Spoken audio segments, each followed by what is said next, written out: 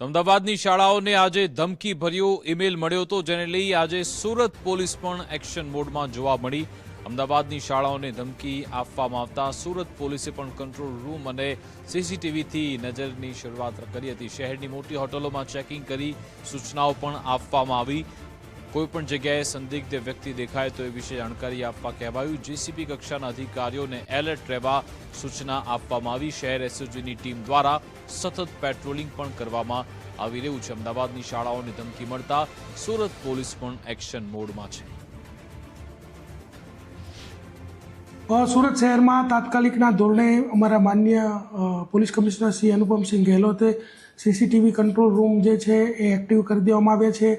તેમજ તમામ જેટલી પણ હોટલો છે એનું ચેકિંગ ચાલુ કરી દેવામાં, પથિક સોફ્ટવેરમાં ઇન આઉટ એન્ટ્રી ચેક કરવામાં આવી રહી છે।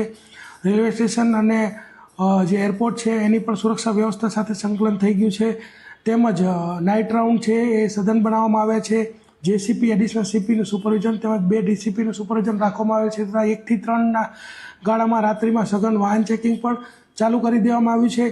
તેમજ તમામ જે સુરક્ષા વ્યવસ્થા છે તમામ Surat city police, SOG, crime branch તમામ એક્ટિવ મોડ પર મૂકવામાં આવેલા છે।